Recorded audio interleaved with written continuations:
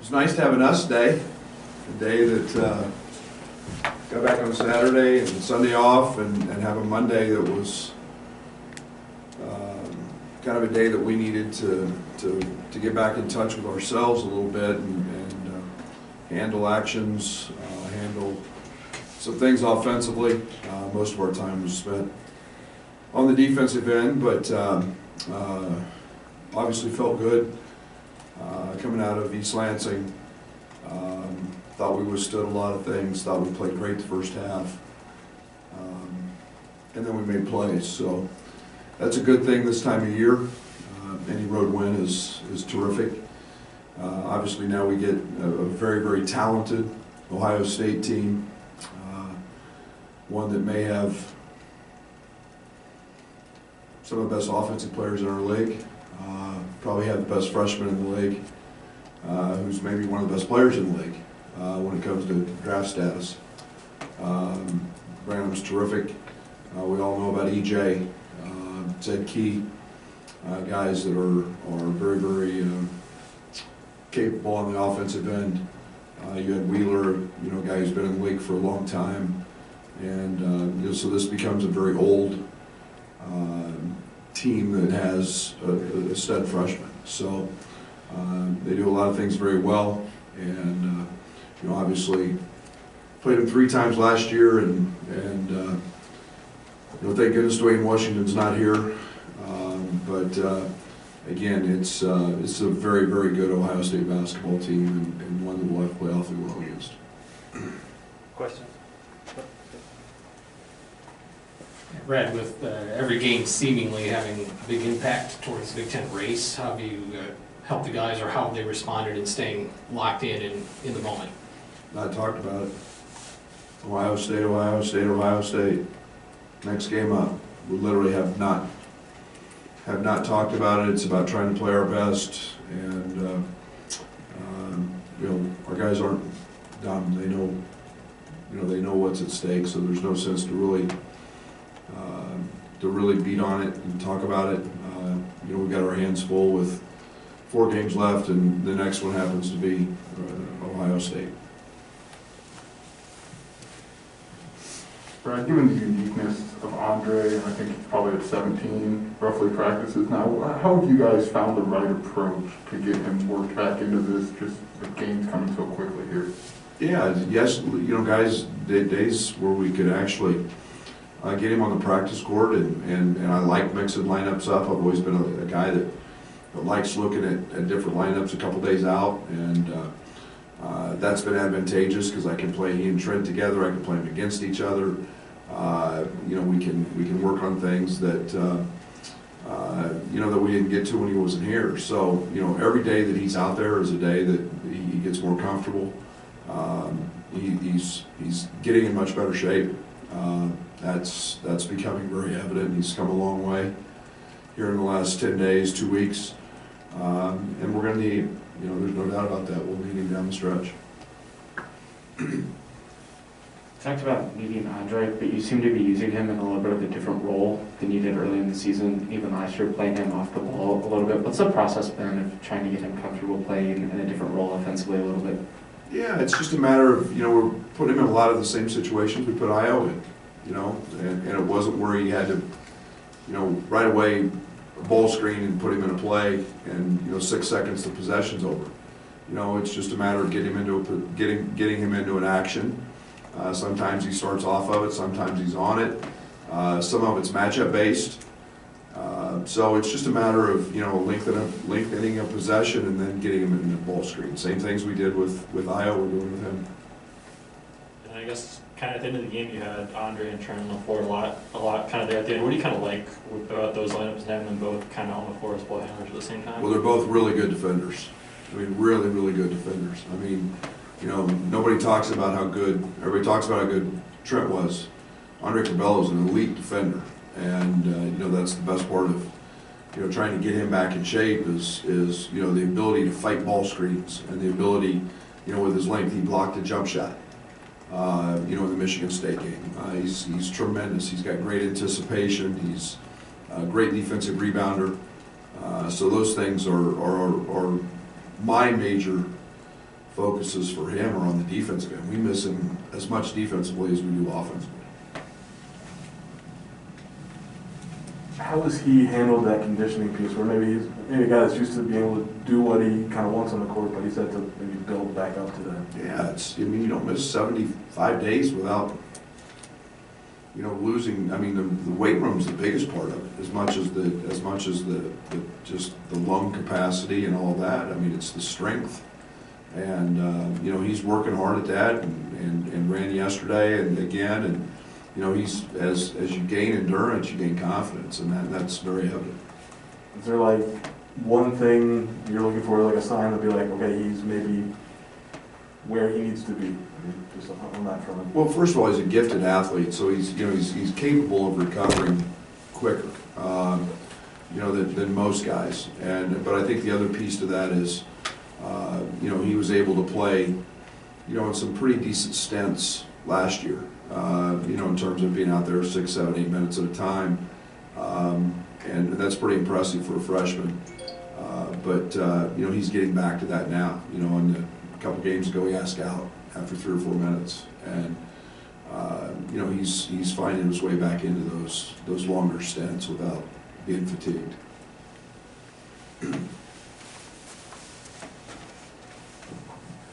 Brad, we saw Curbelo out there late against Michigan State. Is that kind of a statement to how good he is on defense and how you trust him as a defender? And how is that a way for him to get on the court more and play more minutes up to kind of where he was as a freshman? Well, I think to answer your first part, yes. I mean, there's no doubt we trust him. He's a very good ball handler. He's a guy that has a knack for making big plays and the right plays, and I trust his defensive ability. He's proven that. I think that as he continues to feel his way through this and get back to it, I'm gaining confidence, and we can't forget that we've also got one of the leading scoring duos in the country in Plummer and him and Kofi, and one of the things we want to make sure is we got 3 really good guys at that spot. We want to help keep them fresh and manage their minutes as well. So, I got a lot of confidence in all 3 of those guys. Coach, with Brandon kind of coming on and scoring a lot more, does that change the scout on Ohio State and how you defend them? Now that they have 2 guys really that can put up 25 points on any night. Well, they got 3 because Ed Keaton will get buckets as well as anybody as well, and Chris has had unbelievable offensive teams there. That they're very, very talented. Branham's 6'6", he gets downhill. He's a guy that the ball is in his hands, and they are setting tons of ball screens with him and playing out of that. And then you've got EJ as a pop threat, you've got EJ as a post-up threat. Kyle Young plays a lot. The other night, Zed wasn't in as much. So they've got pick and pop threats at the other spots. And it's a nice luxury to have when you've got guys who are versatile and can do a lot of things. But Branham's pushing over the top from that standpoint. He's just a guy that gets downhill and scores, and they trust him with the ball as a freshman.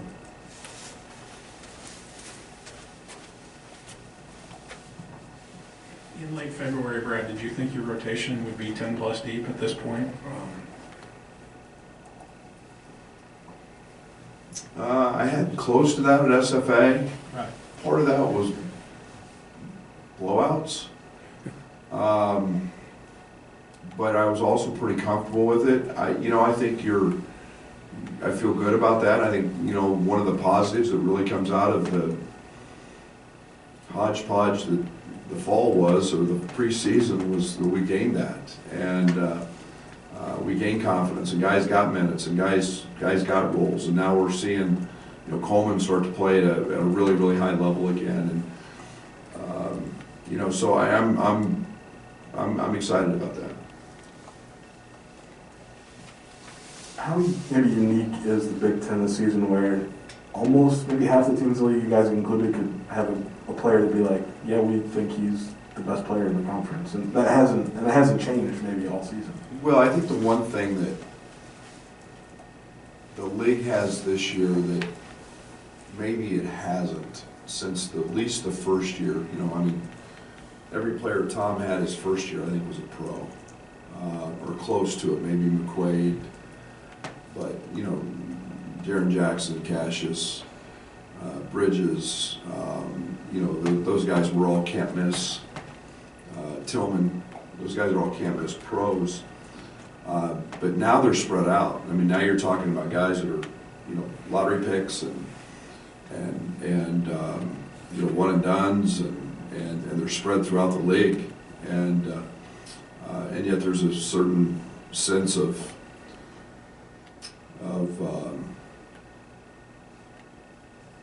scariness to that.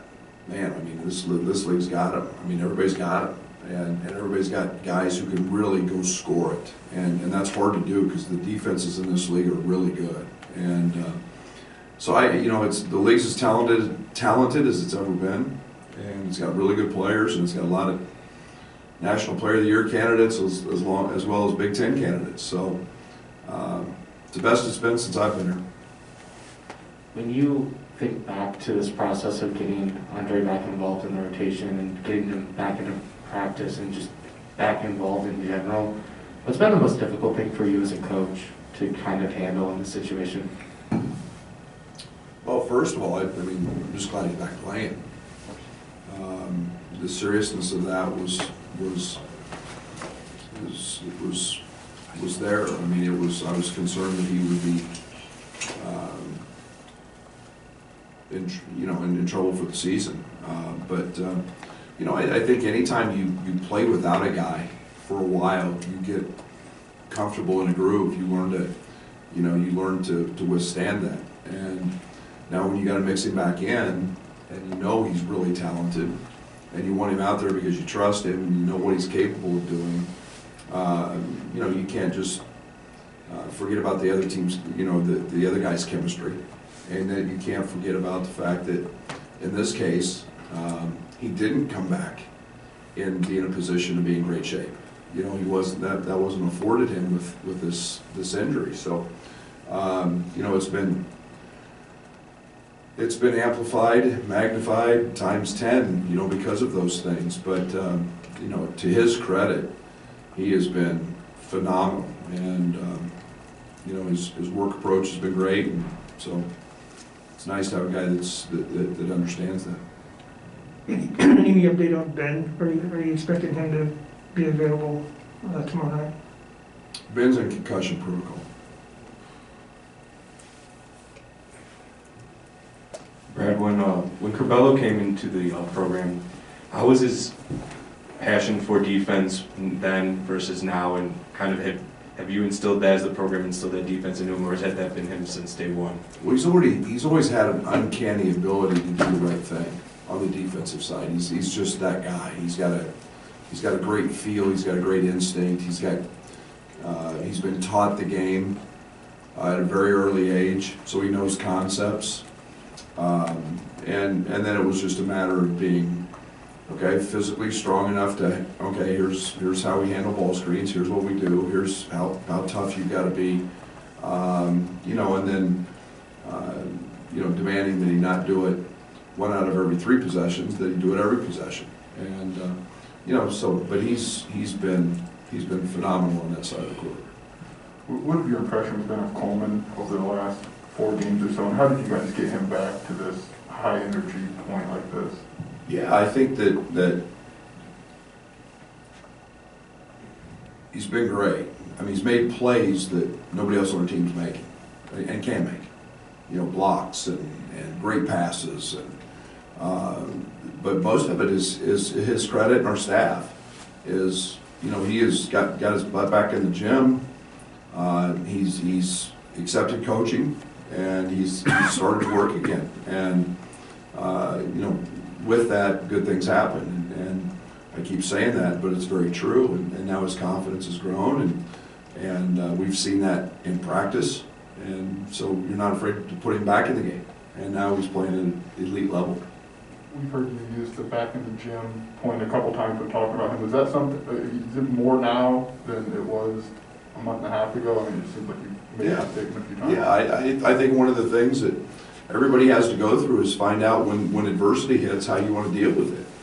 You know, if you want to be a guy that blames everybody else and a guy that makes excuses, or if you want to be a guy that just knuckles down and gets back in the gym and works works your way through it. And you know, there's no easy way to do that. And yet the season's not stopping. We couldn't stop and wait on Coleman. We had a lot of conversations. Our coaches, we kept talking to him. And to his credit, I mean, that kid wants to win in the worst way. He's ultra competitive, and you know, he had to go through some of that. And now he's coming out on the other side of that, much better. And happy for him, happy for us.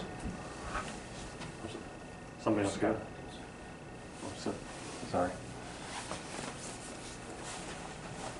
Was that play where Ben got, I don't know, I mean, obviously he was hit in the face because he had like the immediate black eye. Was that ever explained to you? I don't think they were. Yeah, it was incidental contact. Okay. It was truly incidental. I mean, it was not, I didn't feel like there was anything other than just kind of being in the, you know, who was the official? Lewis Garrison here, that Kofi blasted.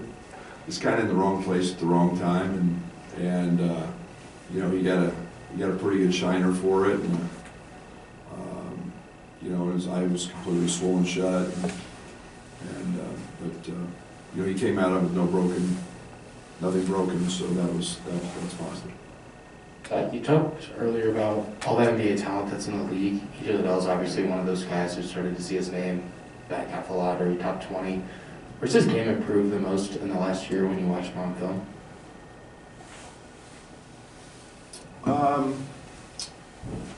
Probably a better question for Chris. I think the one thing that he's always proven that he can be a very good shooter. Last year was almost all as a 5-man, you know, where he was playing mismatched all the time, you know, with a big guy guarding him, and he was very successful doing that.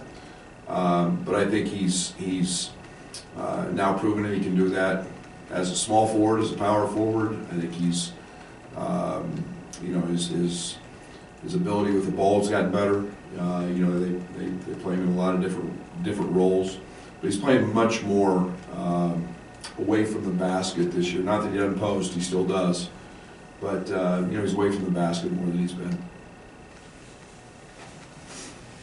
And probably on the defensive side, he's grown there as well. Seen some flashes from Andre and Omar in that pick and roll. I know both guys in that second unit right now.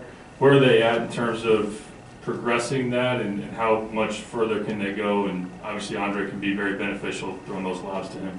Yeah, that's where, you know, Andre really excels, and Omar excels. Their roommates, you know, Dre's constantly talking to him, you know, about you know, what he sees, so where to expect things, and you know, pick and roll basketball is a lot of timing, a lot of work in terms of understanding where the ball's coming, how it's coming. You know, Andre Curbelo is as good a pick and roll passer as there is in the game, and you know, it's starting to develop into a really good chemistry, and you know, you add that both of them have great speed in and out of stuff. That really helps and enhances that, and they're starting to play that way. I guess just one more with Andre, and just given how much, you know, you guys were planning on him early in the year, you guys learned anything as a staff about trying to find somebody with that much usage and that much talent, and slowly and find the right balance to interject them into the season right now? Yeah, that's been our whole challenge, is the right way to utilize it, and keep a guy that needs usage, just like we did Io. You know, Trent played predominantly on the ball last year, and you know, Dre was on the ball some, and Io was off of it. Yet Io was in 76% of our ball screens, and so it's trying to find that same right combination that kept us in a perspective that everybody's getting touches, everybody's getting involved, and that's been one of the you know, trying to fit the right pieces together in the right way.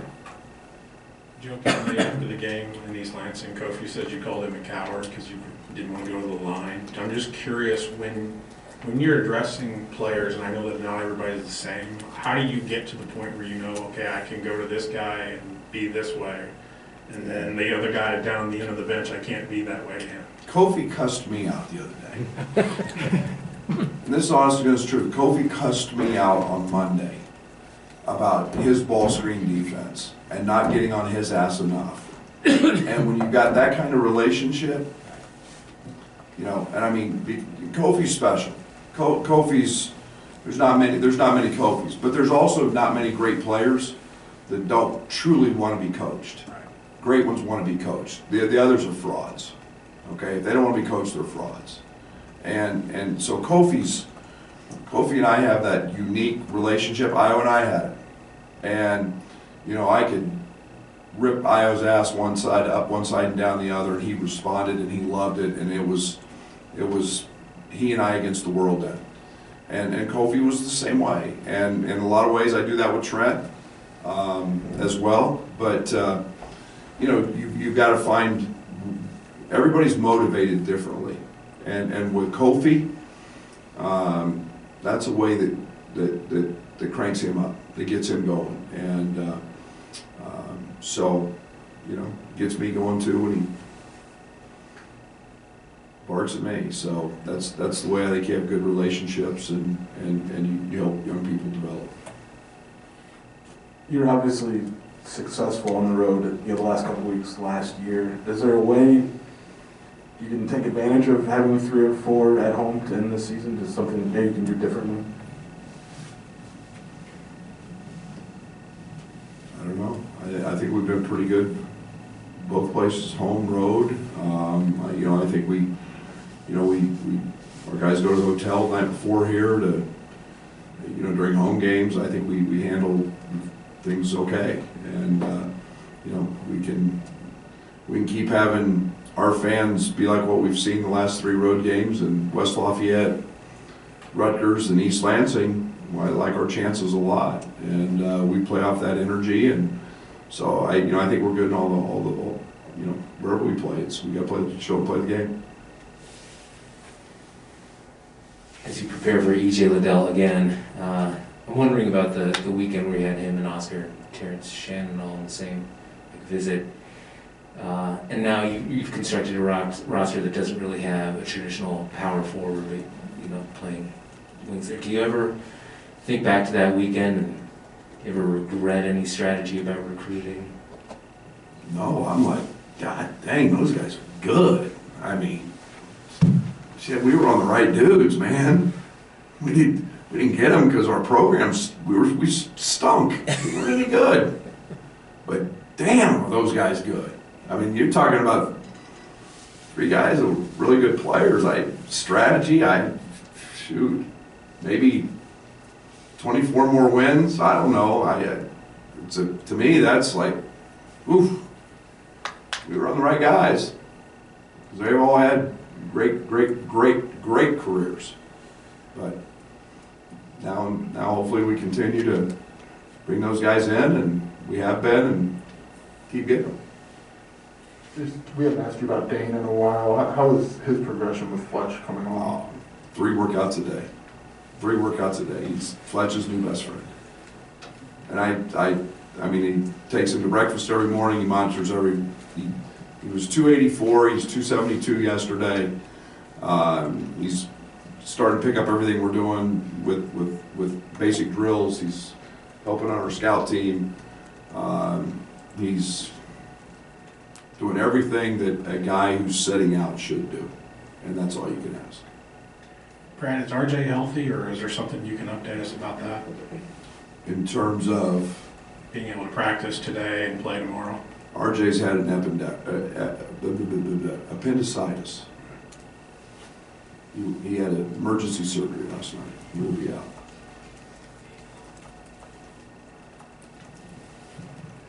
Kofi and Drew Timmy, that same recruiting cycle as well. You got one of those guys. Right guys. We had the right dudes in. All you guys that cover that crap, man, we did some good shit. How about right about that? God dang. We got Kofi, we got the right one, but, whoa, Rob, you kind of made my day. I forgot about that. Congratulations. That was pretty good. Coach, with the news on RJ, I assume that means we're gonna see Luke Goody again, back on. You think whatever you want back to on think, court. we'll see. He's been kind of the odd man out a little bit, but. No, he hasn't. Well, No, he hasn't. He hasn't played, but, No, he how's hasn't. he looked in practice, and can he fill that role with the RJ sitting out?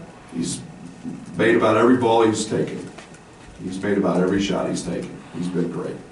Luke Goody is going to be a terrific player. It's been more of a kind of a feel in games, and RJ got on a good run, and unfortunately had appendicitis last night and had emergency surgery. Speaking of the freshmen, how happy are you with their progress, especially with RJ and Luke getting significant-ish minutes in the rotation? I love all of them. I've said it 100 times. This group of freshmen is going to be really good. Brandon Pajemski has been tremendous. He has 3 23-year-old guards in front of him, or 2, and another preseason All-American in front of him right now. But his minutes, because his versatility has grown, he is going to be tremendous. And we've all seen what these guys are capable of, and I have no problem putting any of those guys out there for minutes. Because they don't play, doesn't mean they're a bad player. And that is the furthest thing from the truth. These 3 guys are terrific, and they fit everything that we're about here.